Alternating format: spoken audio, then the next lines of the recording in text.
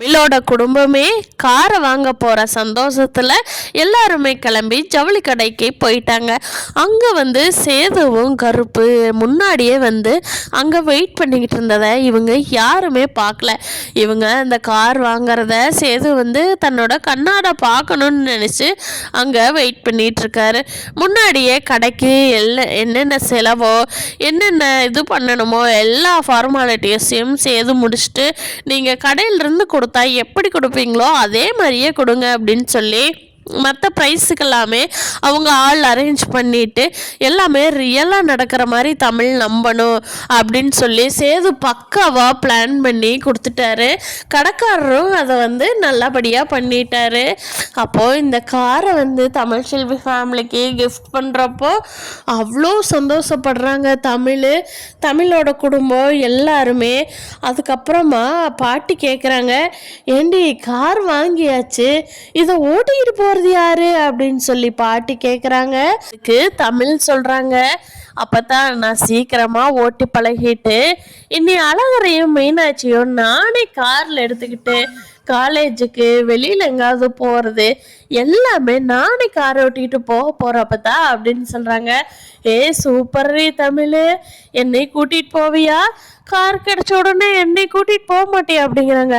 அப்பதான் உன்னதான் முன்னாடி சீட்ல உட்கார வச்சு கூட்டிட்டு போவேன் சரியா அப்படிங்கிறாங்க. அப்பத்தாவுக்கு பயங்கர சந்தோஷம், வாயெல்லாம் பல்லா காட்டிக்கிட்டு இருக்காங்க. சூப்பர் சூப்பர் அப்படின்னு சொல்லி தனா சொல்றாங்க.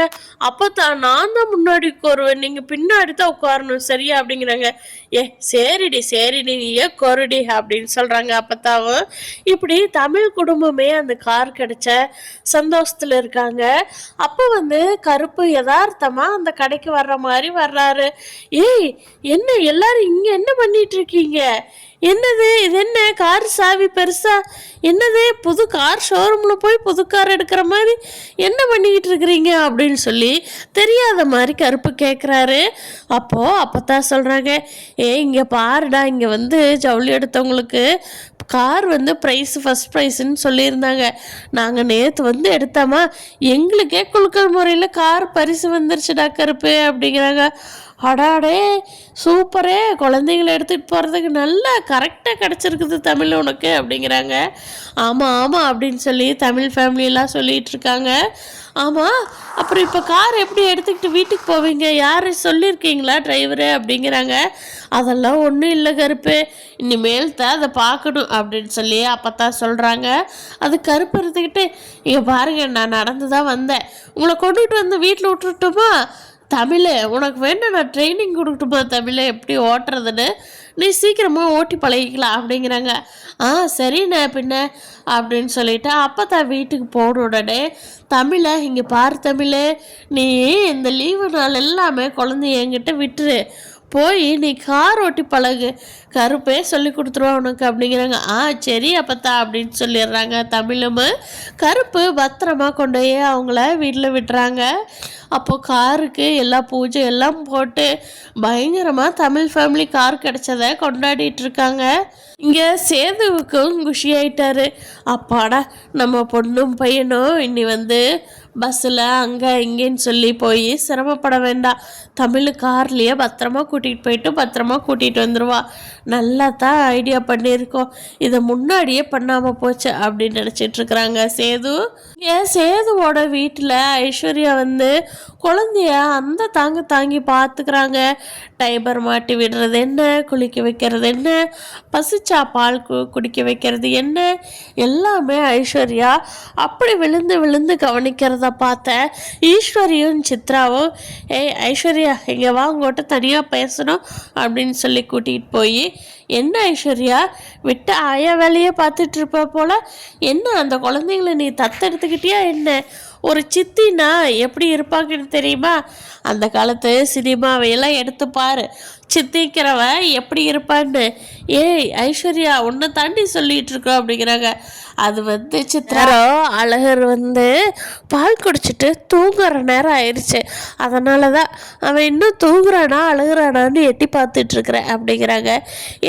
நாங்கள் பேசிகிட்டு இருக்கிறது உனக்கு காது கேட்குதா இல்லையா அப்படின்னு ஐஸ்வர்யா சொல்லவும், ஆண்டி கேட்குது கட்டி, இருந்தாலும் நீங்கள் என்ன சொன்னீங்கன்னு நான் கவனிக்கவே இல்லை அப்படிங்கிறாங்க ஐஸ்வர்யா. பார், குழந்தைகளை என்ன பண்ணுவியோ ஏது பண்ணுவியோ 2 பேர்த்தையும் ஏதாவது பிளான் பண்ணி தமிழ் செல்வியிட்ட அனுப்பி வச்சுட்டு சேதுவை நீ கரெக்ட் பண்ணி உன்னோட வாழ்க்கையை வாழ இப்போ ஆரம்பி ஐஸ்வர்யா.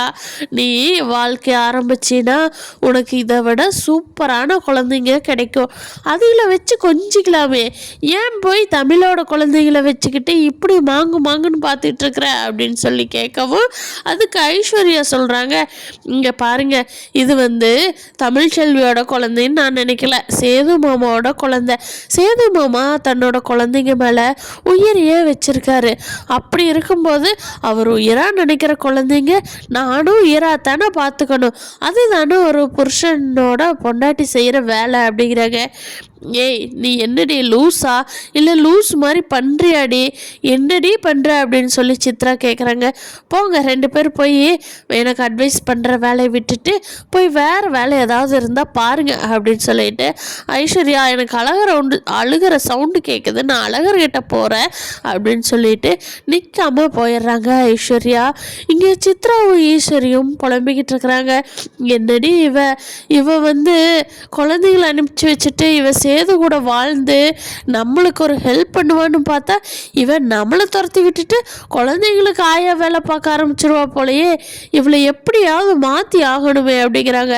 அதுக்கு சித்ரா இருந்துக்கிட்டு, நான் ஒரு பிளான் பண்ணுறேம்மா, இந்த பிளான் படி நடந்ததுன்னா எல்லாம் கரெக்டாக இருக்கும் அப்படின்னு சொல்லி, சரி சீக்கிரமாக இதுக்கு ஒரு வழியை கண்டுபிடிக்கணும் அப்படின்னு சொல்லி ஈஸ்வரியும் சித்ராவும் ஐஸ்வர்யாவை சேதுவோட மனைவியாக்கிறதுக்கான எல்லா திட்டமுமே போட்டுட்ருக்காங்க.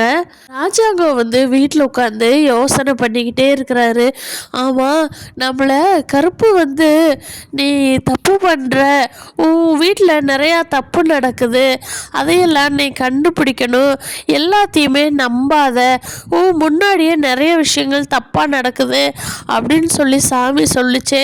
நம்ம இது யார் செய்கிறாங்க, எப்படி கண்டுபிடிக்கிறது அப்படின்னு சொல்லி யோசனை பண்ணிகிட்டு இருக்கும்போது வீட்டில் இருக்கிற ஒருத்தரும் ஒரு வேலையாக அவங்கவுங்க வேலையை பார்க்குறாங்க. அப்போ தான் ராஜாங்கம் ஒருத்தரை பார்க்குறப்போ ஒரு இதாக யோசனை பண்ணிகிட்ருக்காரு. முன்னாடி நடந்தது, இப்போ நடக்கிறது, இதெல்லாம் கரெக்டாக இருக்குதா அப்படின்னு சொல்லி ராஜாங்கம் ஒருத்தரையும் யோசனை பண்ணிக்கிட்டே இருக்காரு. ஆனால் அவருக்கு சந்தேகப்படுற மாதிரி யாரையுமே தெரிய மாட்டேங்குது.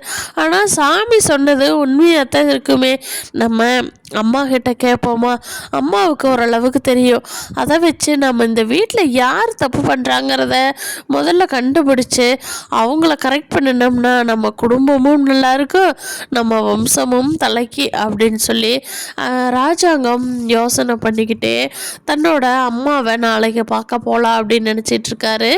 பார்க்கலாம் ஃப்ரெண்ட்ஸ், சின்ன மருமகள் சீரியலில் நம்ம சேதுவும் தமிழும் எப்போ ஒன்று சேர்ந்து அழகரையும் மீனாட்சியும் ஒன்றா வளர்த்துவாங்கன்னு.